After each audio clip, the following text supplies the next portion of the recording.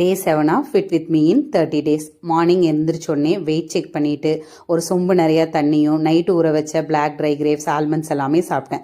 சண்டேனாலே recovery டே தான். Work outs, yoga, asanas, breathing எதுவுமே நான் பண்ண மாட்டேன். ஃபுல் ரெஸ்ட்டு தான். இன்றைக்கி மார்னிங் பிரேக்ஃபாஸ்ட்டுக்கு கருப்பு கவுனி அரிசி கஞ்சி, ஆப்பிள், வேக வச்ச முட்டை எல்லாமே சாப்பிட்டேன்.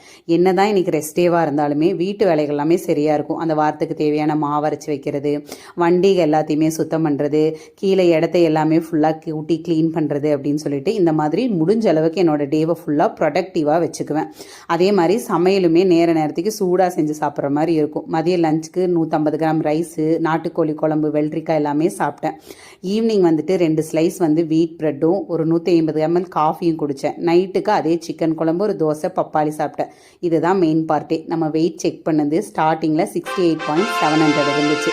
இப்போது 68, ஆல்மோஸ்ட் 700 கிராம்ஸ் கம்மியாக இருக்குது. ஒரு வாரத்தில் 700 கிராம்ஸுங்கிறது நல்ல ப்ராக்ரஸ். இது எல்லாத்தையுமே நோட் பண்ணி டேவை முடிச்சாச்சு.